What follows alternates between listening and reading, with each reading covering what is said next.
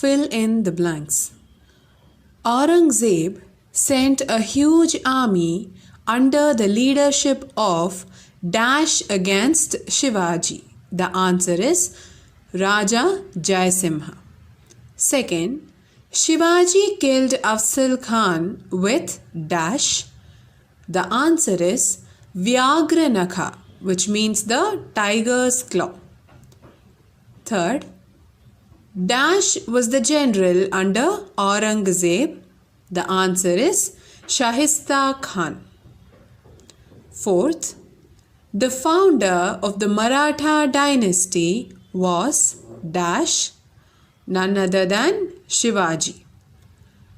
The last question, the 8 ministers in the court of Shivaji are called Dash, and the answer is Ashtapradhanas.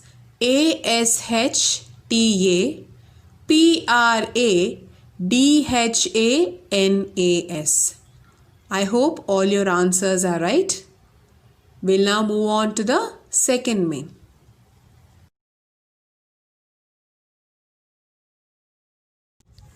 Answer the following. Where was Shivaji born? Answer.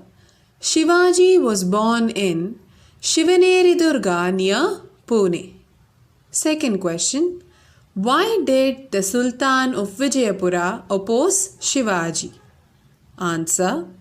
At the age of 19, Shivaji captured Torana Dargah, which was under the control of Adil Shah of Vijayapura. After this, he won Rayagad, Simhagad and Pratapgarh one by one. Enraged by this, the Sultan of Vijayapura sent Afzal Khan to suppress Shivaji. I hope you have checked the answer there. Third question. Where did the coronation ceremony of Shivaji take place? What was the title conferred on him? Answer. The coronation ceremony of Shivaji took place in Rayagad. Shivaji was conferred with the title Chhatrapati. Okay. The second question and the third question is very, very important. The last one. Name the important Peshwas who ruled the Maratha kingdom. Answer. Balaji Vishwanath, Bajirao I and Balaji Bajirao are the important Peshwas who ruled the Maratha kingdom. So with that, we complete answering the assignment questions. Now let's move on with today's chapter.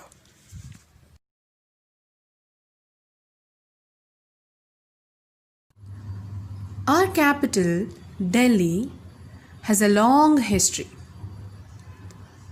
People have continuously inhabited Delhi since the 6th century. However, it did not become a major place until the early 12th century.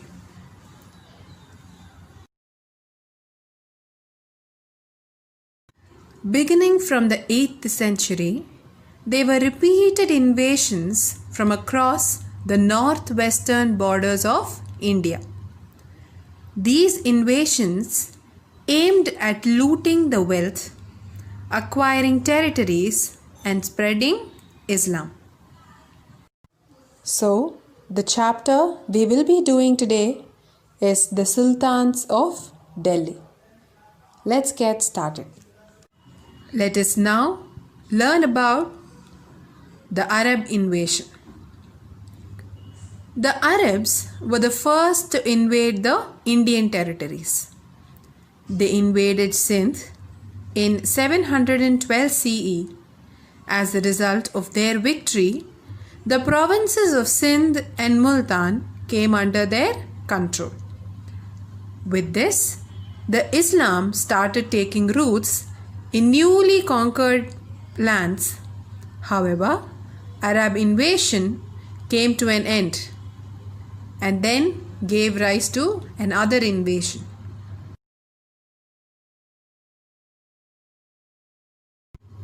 Next is the Turkish invasion.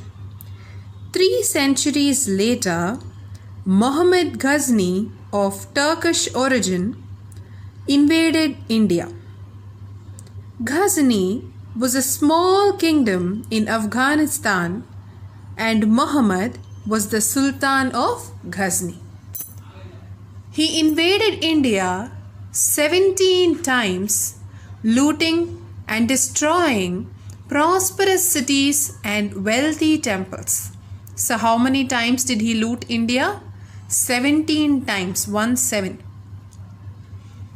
Among such temples included the Sri Krishna temple at Mathura and the rich and sacred temple of Somnath.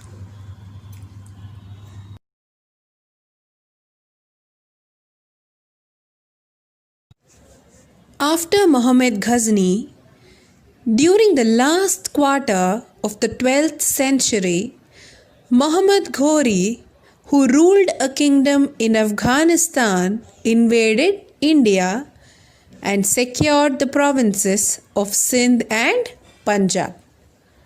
I repeat, after Muhammad Ghazni, Muhammad Ghori ruled a kingdom in Afghanistan. He invaded India and he secured the provinces of Sindh and Punjab.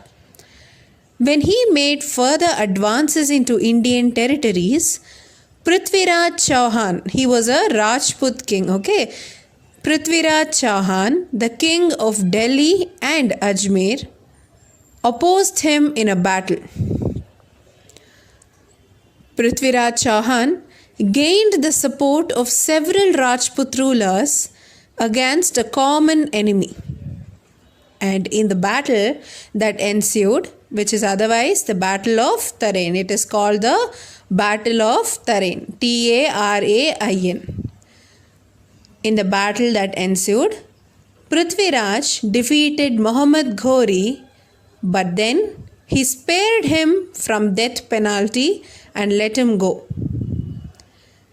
The very next year, Muhammad Ghori challenged Prithviraj Chauhan, and in the second Battle of Tarain that took place between Muhammad Ghori and Prithviraj Chauhan, Prithviraj Chauhan was defeated and killed in the battle. Soon, Delhi was captured by Muhammad Ghori, and this paved way for the establishment of the first Muslim dynasty, the Sultans of Delhi. Okay.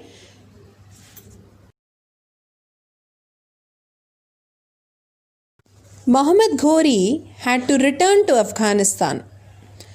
So before returning to Afghanistan, he transferred the conquered territories to his general by name Qutbuddin Aibak. Qutubuddin, Qutbuddin Aibak, Aibak. So who was the general of Muhammad Ghori? It was Qutbuddin Aibak. So before returning to Afghanistan, Muhammad Ghori transferred the territories to his general Qutbuddin Aibak. So Aibak started ruling as the Sultan of Delhi. Thus was established the first Muslim dynasty in the Indian subcontinent called the Mamluk dynasty. So this dynasty was called the Mamluk dynasty. Mamluk. But in your textbook it is just retained as the slave dynasty. We will see why is it called the slave dynasty. Okay. So this Mamluk dynasty started in the Indian subcontinent from 1206 to 1526. Delhi was ruled by different Muslim dynasties. Okay. We will learn about these dynasties. Qutbuddin was the first Sultan of Delhi. He had originally been a slave and hence the dynasty is known as the slave dynasty. So Qutbuddin Aibak was actually a slave to Muhammad Ghori. So since he was a slave, the dynasty that he started to rule was called the slave dynasty, and the name of that dynasty is Mamluk dynasty.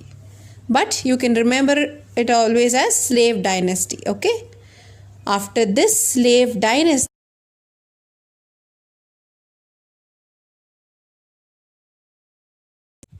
the 5 slave dynasties are: the first one, the slave dynasty. We just learnt about it, isn't it?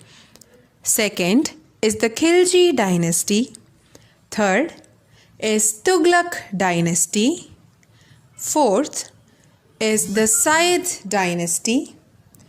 And the last one is the Lodi dynasty. I repeat, number 1, slave dynasty. Second, Khilji dynasty. Third, Tughlaq dynasty. Fourth, Sayyid dynasty. And the last one is the Lodi dynasty.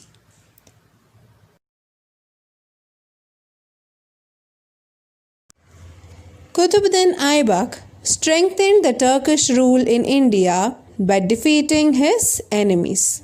To mark his victory, he started constructing Qutub Minar at Mehrauli near Delhi. Where did he construct Qutub Minar? At Mehrauli, Mehrauli, Mehrauli near Delhi. Later, it was completed by Sultan Iltutmish, Iltumish, Iltutmish.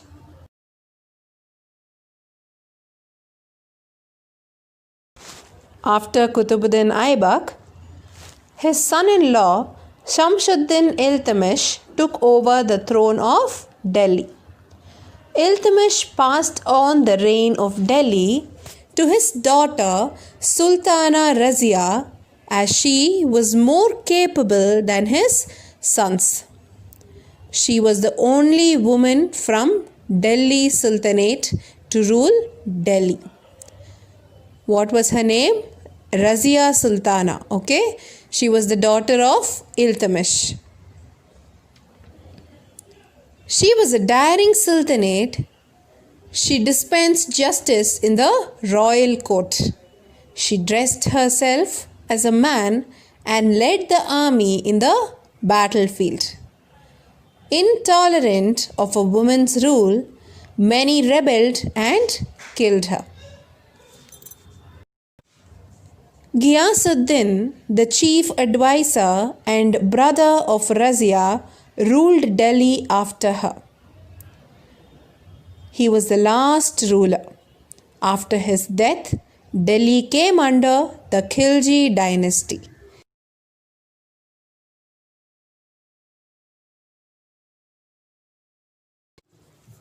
After the slave dynasty, the Khilji dynasty came to power. Now let us learn about the Khilji dynasty.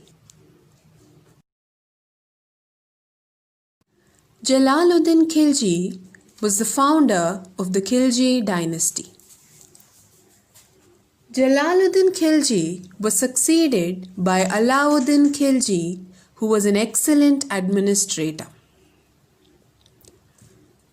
He was the strongest of all the sultans of Delhi. His rule was based on military power. Alauddin introduced several reforms in the administrative, military, and economic fields. He regulated the price of goods commonly consumed. Alauddin aspired to conquer entire India.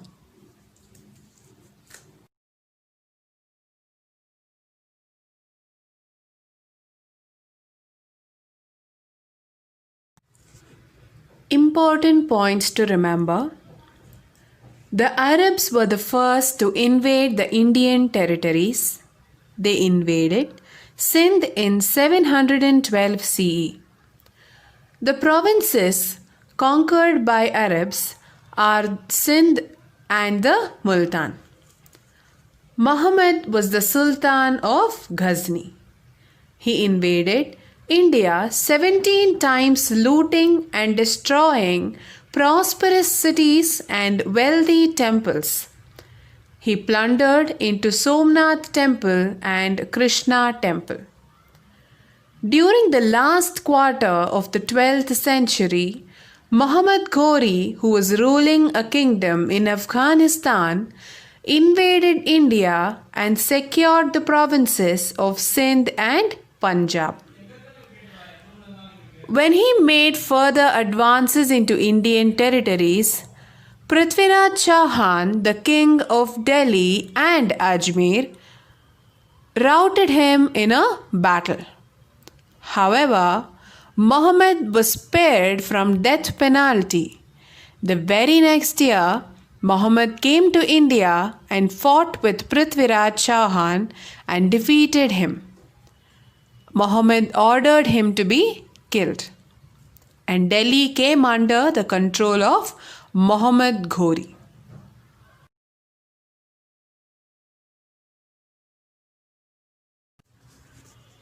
Before returning to Afghanistan, he transferred the conquered territories to his general by name Qutbuddin Aibak.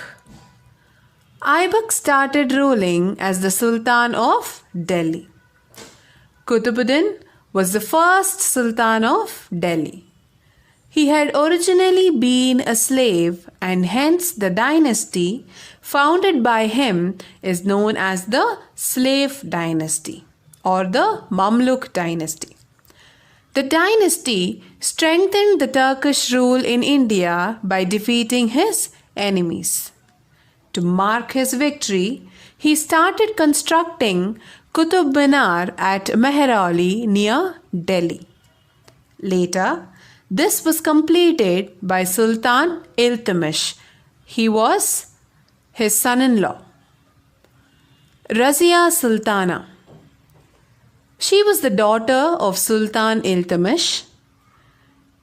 She dressed herself as a man and led the army in the battlefield. Intolerant of a woman's rule, many rebelled and killed her. So with that, we complete the important points to remember. We'll now move on with the assignment.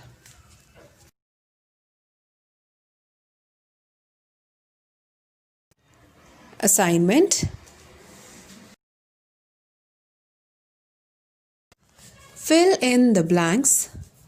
Muhammad Ghori was defeated by Dash in the Battle of Tarin. Second, Dash invaded India 17 times. Third one, Muhammad Ghori transferred the conquered territories to his general Dash. Next, the only female ruler during the Sultanate period was Dash. The last one, Qutbuddin Aibak constructed Dash at Mehrauli to mark his victory.